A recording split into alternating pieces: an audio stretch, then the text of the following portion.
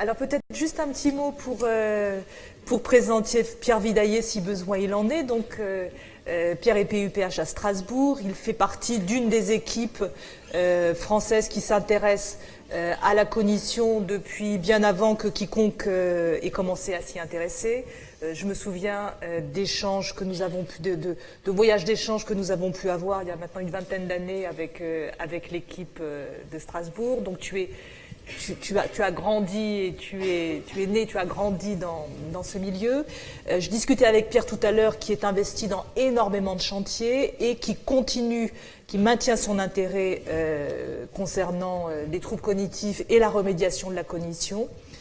Et qui a publié cette année un article tout à fait exceptionnel de clarté, de pédagogie, d'informativité sur les troubles cognitifs dans les premiers épisodes psychotiques, si c'est à peu près le terme, dans l'encéphale, donc un article qui est accessible et disponible,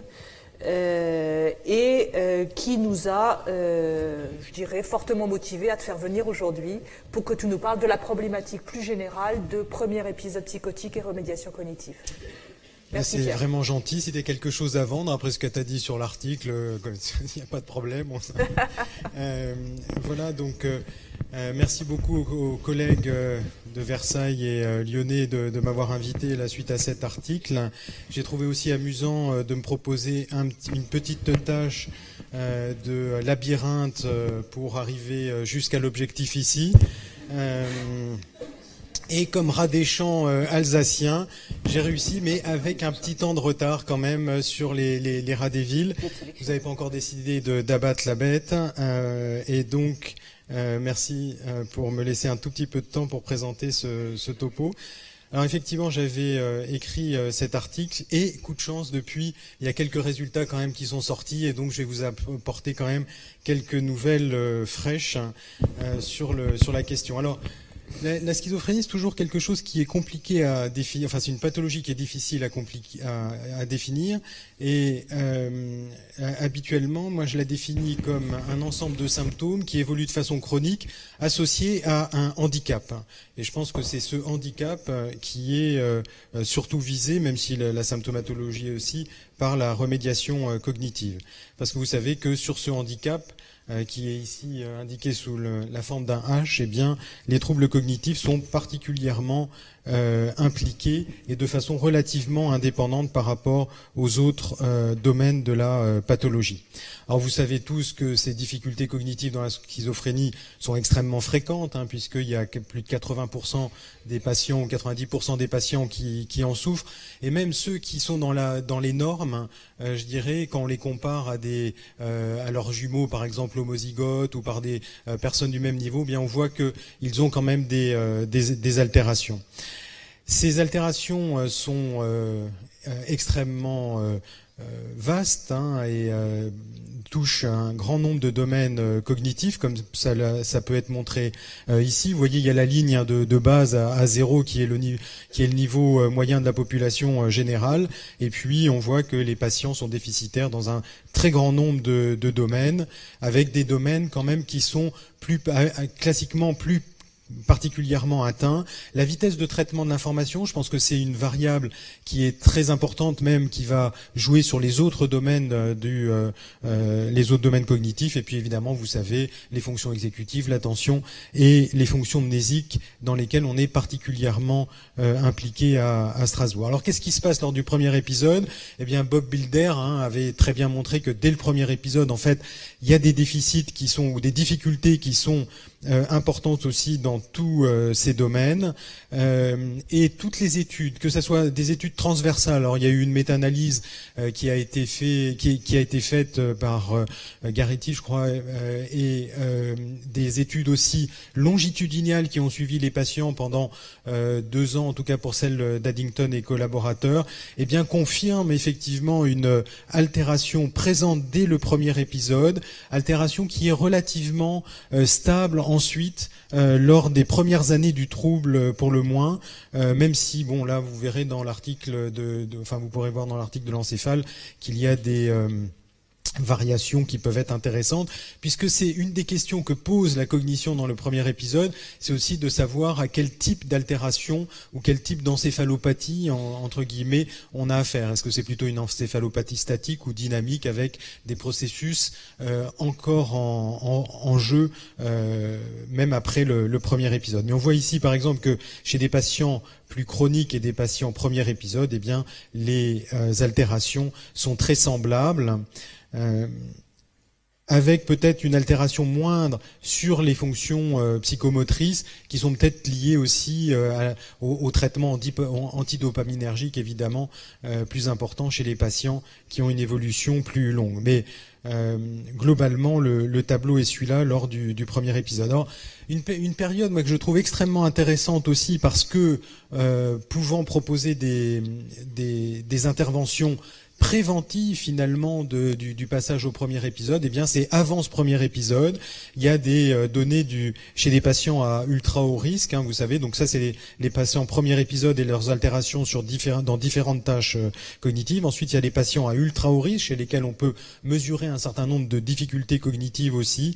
Et puis quelque chose qu'on aime bien à Strasbourg, les patients avec des symptômes de base, les basic symptoms, qui sont encore plus précoces dans les prodromes de l'évolution psychotique et qui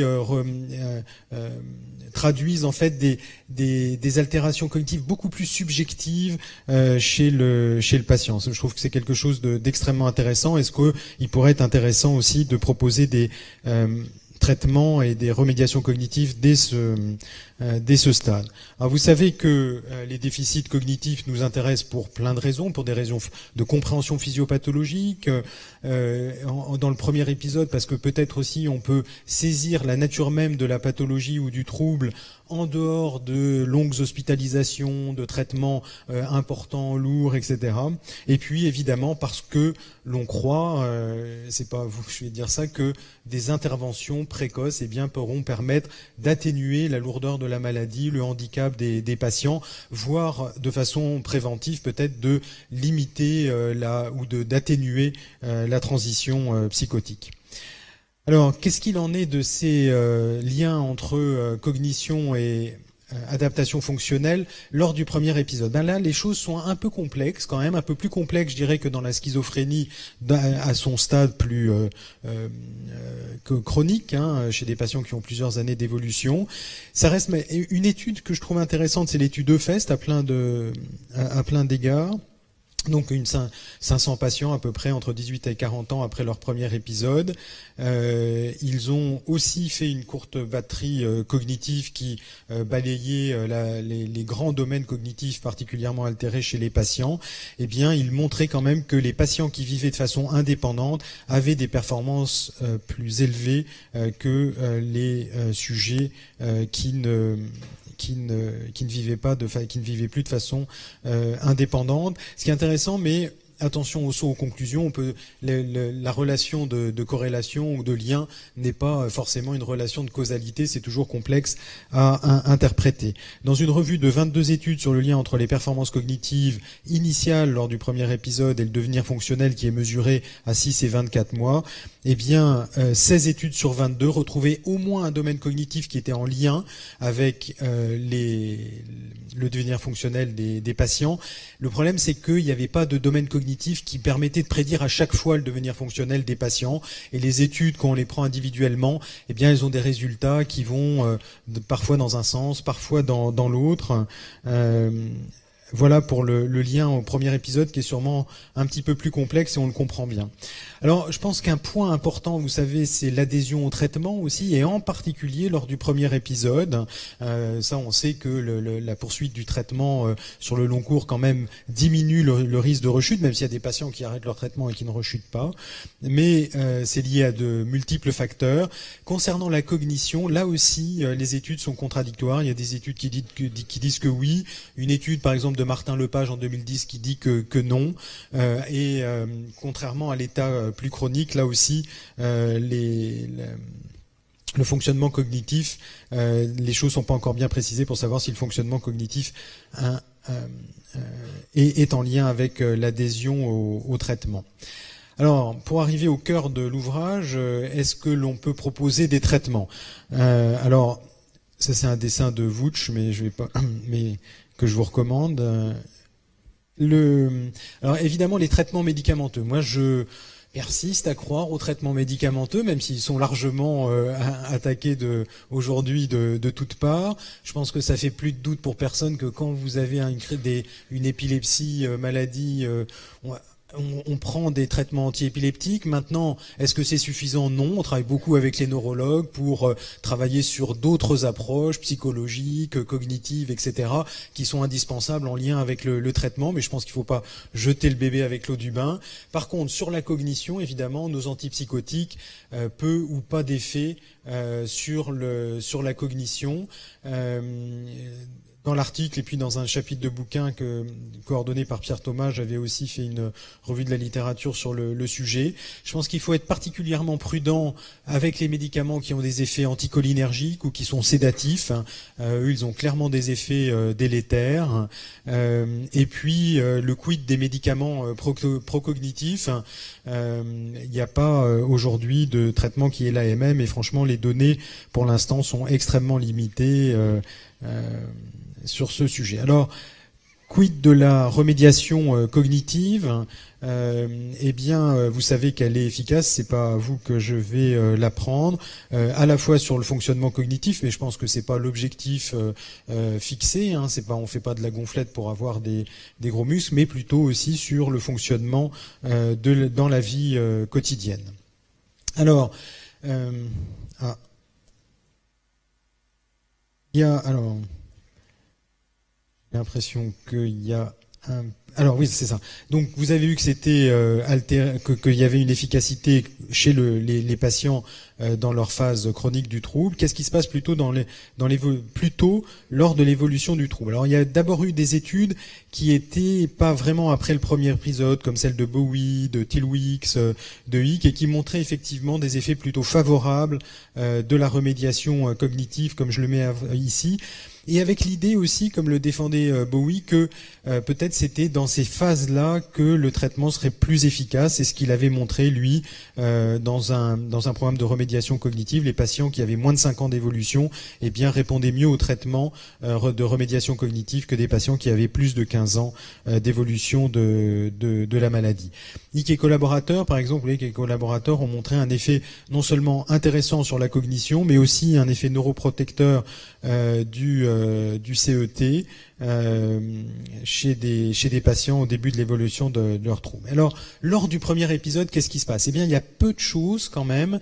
Il y avait à l'époque, donc la première étude moi que j'avais vue, c'était celle de Lee et collaborateurs en 2013, qui avait appliqué le programme de Medelia pendant 2 heures par semaine, plus un programme de psychoéducation versus des patients qui donc randomisés, ils avaient randomisé les patients dans les 2 groupes versus un traitement comme d'habitude, après un premier épisode psychiatrique, et il y a 36 patients qui ont fini l'étude, il y en avait 14 c'était un épisode psychotique, il y en avait 22 c'était un épisode dépressif, et ils avaient montré un effet favorable du programme de remédiation cognitive, à la fois sur les performances cognitives de mémoire, mais aussi sur les activités quotidiennes et les capacités sociales et professionnelles, donc sur le fonctionnement du sujet dans la vie quotidienne. Alors moi j'avais trouvé 2 programmes en cours, celui de Breitbart aux États-Unis, qui va aller comparer un programme de remédiation cognitive à un programme de psychoéducation,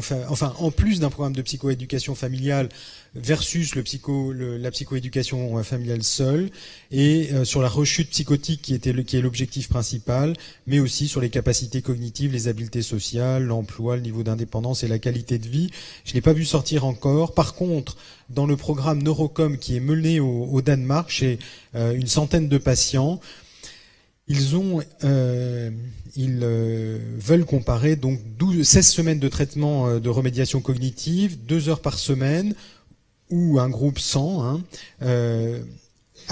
en association à un programme de réhabilitation sociale qui est le programme Opus, qui associe psychoéducation personnelle et familiale, entraînement aux habiletés sociales, sur des capacités cognitives, les habiletés fonctionnelles, l'intégration professionnelle et l'estime de soi, à 4 mois, donc juste après la fin du traitement de remédiation cognitive, et après 12 mois. Et c'est là qu'il y a des résultats qui ont été publiés dans Acta Psychiatrica Scandinavica en avril 2014. Ils ont donc 98% qui ont fait les évaluations juste post-traitement à 4 mois, et puis 92 patients, donc presque 80%, à 12 mois. Il n'y a pas d'effets, malheureusement, qui ont été... Alors, pour faire une courte l'histoire, dans tous les domaines, finalement, le groupe avec remédiation cognitive était quand même meilleur, enfin les mesures étaient plus favorables chez ceux qui avaient une remédiation cognitive que ceux qui ne l'avaient pas eu. Maintenant, les questions de significativité statistique sont beaucoup plus complexes.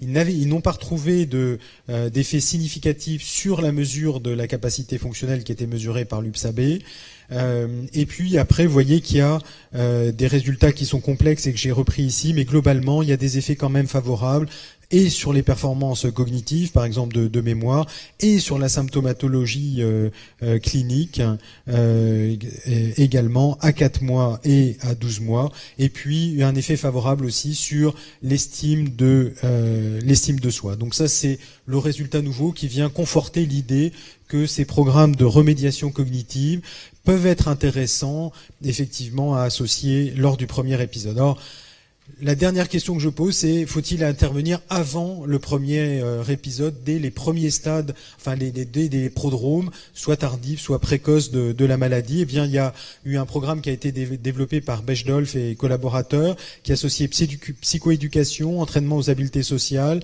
thérapie cognitive et comportementale et remédiation cognitive, avec le COGPAC, je crois, pendant 1 an. Eh bien, ils l'ont testé chez 128 sujets qui présentaient ces symptômes de base dont je vous parlais tout à l'heure. Et ils ont montré un plus faible taux de transition psychotique à 12 mois dans le groupe où ils associaient ces traitements que dans un groupe, donc 63 patients au sujet, puisqu'ils ne sont pas encore vraiment patients, versus un groupe chez qui la prise en charge était plutôt du soutien. Donc on imagine aussi que peut-être qu'un traitement extrêmement précoce chez ces patients en phase prodromale de la pathologie, eh bien, pourrait bénéficier de traitements de remédiation cognitive avec un intérêt pour retarder ou ne pas faire de transition psychotique, ce qui n'est pas rien, et améliorer aussi les performances. Donc voilà, en conclusion, évidemment, les programmes précoces de réhabilitation psychosociale ont montré tout leur intérêt chez des patients, y compris au tout début des troubles. Il semble que l'intégration à des programmes de remédiation cognitive, je vous l'ai dit, les difficultés cognitives arrivent très tôt, enfin sont déjà présentes très tôt dans le processus schizophrénique ou psychotique, semble tout à fait intéressant pour en accentuer les effets. C'est évidemment à confirmer et à implémenter aussi dans le travail quotidien. En tant que clinicien, on voit vraiment ces patients, ces familles qui sont en grande difficulté après un premier épisode psychotique, qui ont énormément de mal à se réintégrer, à se réapproprier leur existence. Et là, je crois vraiment et ce qu'on leur propose souvent est parfois assez désolant. On leur dit, le dernier que j'ai vu là il y a 2 jours, c'était t'arrives pas à sortir, écoute, allez, force-toi, va voir tes copains, etc. On voit effectivement que les bons conseils comme ça, enfin on le sait pour nous-mêmes, n'ont pas beaucoup d'efficacité. Les familles se sentent plutôt abandonnées et en déshérence pour savoir quoi faire avec leurs jeunes qui ont complètement changé dans leur façon d'être et dans leur implication quotidienne. Et je pense que de pouvoir leur proposer des programmes organisés, structurés, avec des objectifs est extrêmement intéressant dès très tôt dans le trou. Je vous remercie.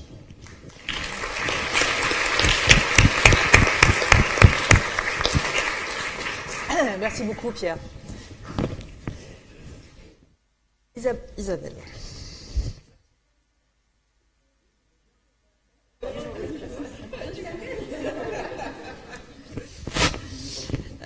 Merci Pierre pour cette présentation.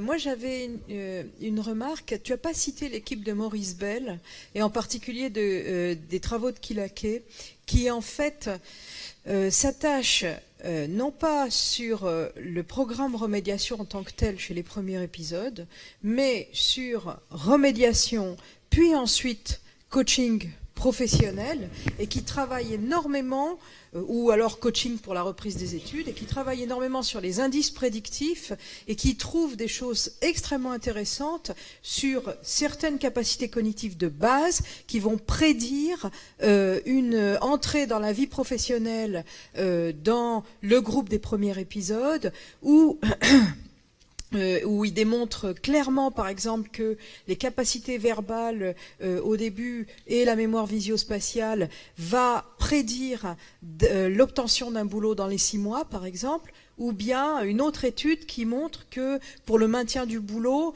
ça va être un module de cognition sociale surajouté, etc. Et je pense que cet esprit-là, à mon avis, me paraît fondamental pour les premiers épisodes. C'est-à-dire, peut-être que le problème, c'est pas forcément le programme de remédiation, mais c'est qu'est-ce qu'on va attacher après et la dynamique de soutien qu'on va créer pour lier la remédiation au coaching après.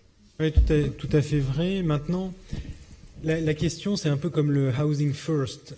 Est-ce que on améliore, par exemple, les performances qui paraissent en déficitaires chez les patients avant de les réintégrer finalement dans leur vie professionnelle ou dans leur scolarité, ou est-ce qu'on regarde une fois qu'on a pu les réintégrer quand même dans une activité professionnelle ou une scolarité, là où ils sont en difficulté finalement, quelles sont les performances cognitives qui sont en jeu dans ce qu'ils ont à faire et en jeu dans les difficultés qu'ils ont sur une analyse plutôt fonctionnelle une fois qu'ils sont en place, hein, et que c'est sur celle-là qu'on va pouvoir agir. Moi, c'est l'autre question qu'on pose nous tout le temps, c'est est-ce qu'il vaut mieux améliorer la cognition finalement de manière générale comme ça pour qu'ils puissent s'intégrer, ou alors on attend qu'on puisse les intégrer quand même sur le plan social et ensuite regarder pourquoi ils sont en difficulté et est-ce qu'il y a des performances, des fonctions cognitives ou des domaines cognitifs qui sont particulièrement impliqués dans leurs des difficultés. C'est tout à fait vrai pour les...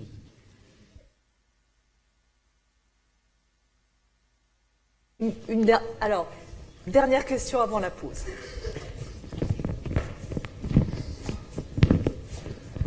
Jérôme. Ah pardon, oui. Voilà, j'avais une question en fait sur les symptômes de base. J'aimerais savoir si vous connaissez des études qui montrent des corrélations éventuelles entre ces symptômes de base et les troubles neurocognitifs tels qu'ils sont mesurés par des tests neuropsychologiques. Alors, non. Mais peut-être que ça existe, hein, c'est toute l'équipe allemande de Cluster-Cutter, etc., qui travaillent sur ces symptômes de base. Mais vraiment, les symptômes de base, c'est pas de la cognition telle qu'on la mesure habituellement, hein. C'est quand même des symptômes beaucoup plus subjectifs, dont le patient a conscience, un monde qui devient un peu inhabituel comme ça, une difficulté à trouver que le monde est naturel, etc. Donc c'est assez différent des fonctions cognitives qu'on mesure habituellement. Et une question subsidiaire, c'est si vous observez effectivement des symptômes de base, est-ce que vous auriez une intervention possible pour traiter ces symptômes de base et de quelle manière? Est-ce que j'imagine les programmes de remédiation cognitive tels qu'ils existent, ils ne s'appliquent pas vraiment à traiter ces symptômes de base, mais est-ce que vous auriez une proposition pour traiter ces symptômes de base? Oui, après il y a toute la prise en charge effectivement psychologique, mais et puis d'aide de réhabilitation psychosociale, de travailler sur les difficultés qu'ont les patients, de travailler sur la symptomatologie dépressive qui est aussi fréquemment rencontrée dans les symptômes prodromaux et qui sont sûrement à risque aussi de faire évoluer le patient vers la suite. Et là, il est montré effectivement en plus qu'une remédiation. Alors, on ne sait pas quelle est la part de chacun, mais que peut-être aussi quand même des techniques de remédiation cognitive peuvent faire que les patients ne font pas la transition alors même qu'ils souffrent de symptômes de troubles, enfin de symptômes basiques. Merci beaucoup Pierre. Alors, nous allons faire la pause. D'abord, tous mes remerciements aux orateurs qui ont respecté les temps de parole à tel point qu'on est moins en retard cette année qu'on ne l'était l'année dernière à Lyon. Vous avez 10 minutes de pause très exactement. Nous allons reprendre la session à 11h50 pile.